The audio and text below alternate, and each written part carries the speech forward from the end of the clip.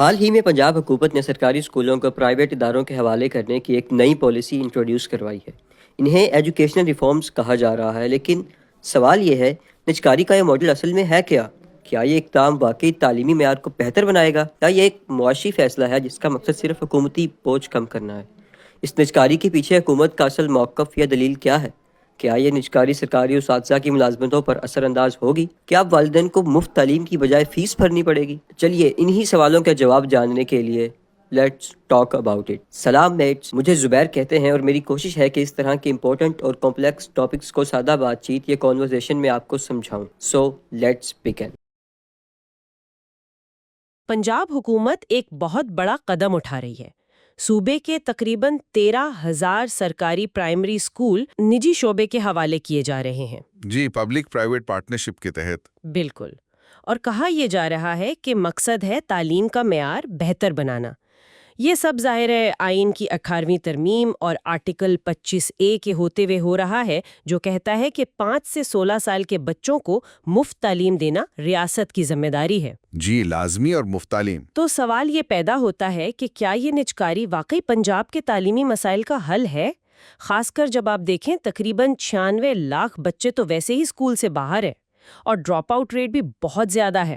مسئلہ تو بہت گمبھیر ہے۔ تو آئیے آج جو مواد ہمارے پاس ہے اس کی بنیاد پر ذرا گہرائی میں جا کر دیکھتے ہیں کہ اس پالیسی میں کیا ہے، کیا امکانات ہیں، کیا خدشات ہیں۔ ضرور۔ تو سب سے پہلے یہ نجکاری کا ماڈل کیا ہے، مطلب حکومت کر کیا رہی ہے اور کیوں کر رہی ہے؟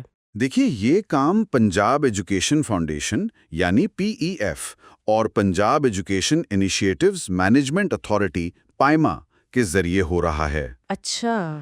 حکومت کا کہنا یہ ہے کہ ان کے پاس اسکول بہت زیادہ ہیں، تقریباً 48,500۔ ان سب کا انتظام کرنا، خاص طور پر جو اسکول اچھا پرفارم نہیں کر رہے، وہ مشکل ہو رہا ہے۔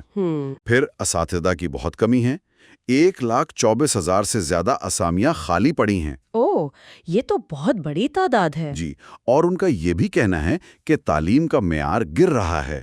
تو ان کا خیال ہے کہ اگر یہ اسکول نجی اداروں کو دے دیے جائیں، جیسے NGOs ہیں یا کوئی تعلیمی چینز ہیں، فرمز ہیں، تو وہ بہتر چلا لیں گے کم خرچ میں۔ جی، ان کا خیال ہے کہ وہ کم خرچ میں بہتر انتظام کریں گے، سہولیات جیسے عمارت کی دیکھ بھال، صفائی، لیبز وغیرہ وہ بھی بہتر فراہم کریں گے اور تعلیمی نتائج بھی اچھے لائیں گے۔ اور اس کے بدلے حکومت انہیں پیسے دے گی فی بچہ؟ بالکل، 650 روپے سے لے کر 900 روپے ماہانہ فی طالب علم، اور باقی ذمہ داری جیسے ٹیچرز رکھنا، دوسرے انتظامات کرنا، وہ نجی پارٹنر کی ہوگی۔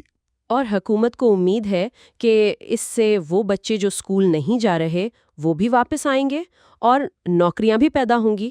جی، تقریباً 70,000 نوجوانوں کو روزگار ملنے کی بھی بات کی جا رہی ہے۔ یہ تو ہے حکومتی منصوبہ۔ ٹھیک ہے، لیکن اب آتے ہیں اصل سوال پر۔ کیا اس سے واقعی تعلیم کا معیار بہتر ہوگا؟ یہی سب سے بڑا سوال ہے۔ دیکھیں، ماہرین تعلیم ہیں جیسے ڈاکٹر فیصل باری صاحب، ان کا کہنا ہے کہ جو کم فیس والے نجی اسکول ہیں اور جو سرکاری اسکول ہیں، اگر سرکاری اسکولوں کو ٹھیک ٹھاک وسائل ملے نا تو ان کے معیار میں کوئی بہت بڑا فرق نہیں ہے۔ مطلب PEF اور PMI کے تحت جو اسکول پہلے سے چل رہے ہیں، ان کا معیار بھی اکثر انہی کم فیس والے پرائیویٹ اسکولوں جیسا ہی ہے۔ اچھا، تو یہ تو بڑی دلچسپ بات ہے۔ یعنی صرف انتظامیہ بدلنے سے معیار کی کوئی گارنٹی نہیں۔ اور یہ بات دیکھیں، ابھی میٹرک کے جو نتائج آئے، ٹاپ پوزیشنوں میں سے 6 تو سرکاری اسکولوں کے بچوں نے لیے ہیں۔ جی بالکل، یہ ایک اہم نکتہ ہے۔ تو یہ تو اس دلیل کے خلاف جاتا ہے کہ سرکاری نظام بالکل ہی ناکارہ ہے۔ اور پھر یہ ڈر بھی تو ہے کہ منافع کمانے کے چکر میں یہ نجی ادارے کہیں بالکل ہی غیر تربیت یافتہ کم تنخواہ والے ٹیچر نہ رکھ لیں۔ یہ خدشہ بالکل موجود ہے۔ ماضی میں ایسی اطلاعات بھی آئی ہیں کہ کچھ ایسے اسکولوں میں ماہانہ 5,000 روپے سے بھی کم پر اساتذہ رکھے گئے تھے۔ 5,000 یہ تو بہت ہی کم ہے۔ بالکل، اور اسی سے جڑی ایک اور بہت اہم بات ہے، وہ ہے مساوات کی، تعلیم تک رسائی کی۔ کہیں ایسا تو نہیں کہ تعلیم ایک بکاؤ مال بن جائے کہ صرف وہی حاصل کر سکے جو پیسے دے سکتا ہے۔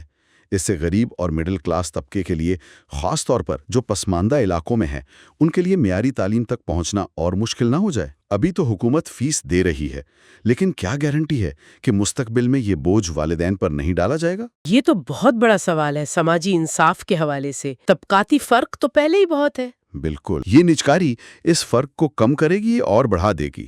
اور شاید یہی وجہ ہے کہ اساتذہ یونینز بھی کافی احتجاج کر رہی ہیں۔ جی، وہ سراپا احتجاج ہیں۔ ان کا موقف ہے کہ اصل مسئلہ تو وسائل کی کمی ہے، انفراسٹرکچر نہیں ہے، نئی بھرتیاں بند ہیں، وہ کہہ رہے ہیں کہ نجکاری نہ کریں بلکہ سسٹم کو ٹھیک کریں۔ اور انہیں اپنی نوکریوں کی بھی فکر ہوگی یقیناً۔ بالکل، وہ نجکاری کے خلاف ہے، پینشن رولز میں تبدیلیوں پر پریشان ہے اور مہنگائی کے حساب سے تنخواہوں میں اضافے کا مطالبہ کر رہے ہیں۔ تو کیا ماضی میں ایسے پبلک پرائیویٹ پارٹنرشپ ماڈل کامیاب رہے ہیں؟ کوئی تجربہ ہے ہمارے پاس؟ تجربہ ملا جلا ہے، کامیابی کی مثالیں کم ہیں۔ خود پی ایم آئی نے آپ دیکھیں 533 اسکولوں کے معاہدے منسوخ کیے۔ کیوں؟ کیونکہ یا تو ان کی کارکردگی خراب تھی یا وہ اسکول بن پائے گئے۔ اچھا، جی، اور پھر وہ گھوسٹ اسکولوں والا خطرہ بھی رہتا ہے، یعنی اسکول صرف کاغذوں میں موجود ہوں اور سرکاری فنڈز لیے جا رہے ہوں، یعنی فراڈ کا بھی امکان ہے۔ امکان تو رہتا ہے۔ یہ سب ممکنہ خطرات ہیں جنہیں دیکھنا ہوگا۔ تو اگر یہ ماڈل اتنا پرفیکٹ نہیں ہے، ماضی کا تجربہ بھی مشکوک ہے، تو پھر ماہرین کیا کہتے ہیں؟ کیا کوئی اور راستہ نہیں؟ زیادہ تر ماہرین اور ناقدین یہی مشورہ دے رہے ہیں کہ بھائی نجکاری پر اتنا پیسہ لگانے کے بجائے حکومت اپنے موجودہ سرکاری نظام کو ہی کیوں نہیں مضبوط کرتی؟ ابھی جو پنجاب کا بجٹ آیا ہے اس میں تعلیم کے لیے 811 ارب روپے رکھے گئے ہیں۔ اس میں سے 39 ارب روپے اسکولوں کی آؤٹ سورسنگ اور نجی شراکت داری کے لیے ہیں۔ 39 ارب، یہ تو کافی رقم ہے۔ جی، تو ناقدین کہتے ہیں کہ یہی رقم سیدھی سرکاری اسکولوں پر لگائیں، جو 1,24,000 آسامیاں خالی ہیں انہیں پر کریں، اساتذہ کی ٹریننگ کروائیں، اسکولوں کی عمارتیں، لیبز، فرنیچر یہ سب بہتر بنائیں۔ تو خلاصہ یہ ہوا کہ پنجاب میں اسکولوں کی نجی کرن کا یہ منصوبہ ایک طرف تو حکومت کہہ رہی ہے کہ یہ تعلیمی بحران کا حل ہے، لیکن دوسری طرف معیار پر، غریب کی رسائی پر، خراجات پر اور خود اساتذہ کے مستقبل پر بہت سے سنجیدہ سوالات اٹھ رہے ہیں۔ بالکل، اور سوچنے کی بات یہ ہے کہ کیا وسائل کو نجی شعبے کو دینے سے بہتر یہ نہیں کہ وہ براہ راست سرکاری اسکولوں کی حالت بہتر بنانے پر خرچ ہوں؟ تاکہ وہ جو آئین کا آرٹیکل 25A ہے اس کی روح کے مطابق ہر بچے کو معیاری تعلیم مل سکے۔ جی بالکل، اصل چیلنج شاید صرف انتظامی ڈھانچہ بدلنا نہیں ہے، بلکہ نظام کی ان بنیادی کمزوریوں کو ٹھیک کرنا ہے جن کی وجہ سے آج ہم یہاں کھڑے ہیں۔ آخر میں ایک سوال شاید سننے والوں کے لیے چھوڑنا چاہیے کہ جب نجی شعبہ، جیسا کہ کچھ رپورٹس بتاتی ہیں، پہلے ہی کم تنخواہوں پر اساتذہ سے کام لے رہا ہے، تو سرکاری اسکولوں کو بھی ان کے حوالے کرنے سے طویل مدت میں تعلیم کے معیار کا کیا بنے گا؟ خاص طور پر اگر مستقبل میں حکومت کی طرف سے مالی مدد کم ہو جاتی ہے، تو کیا یہ وسائل بچانے کی کوشش کہیں ہمارے پورے معاشرے کو، ہماری آنے والی نسلوں کو زیادہ مہنگی تو نہیں پڑ جائے گی؟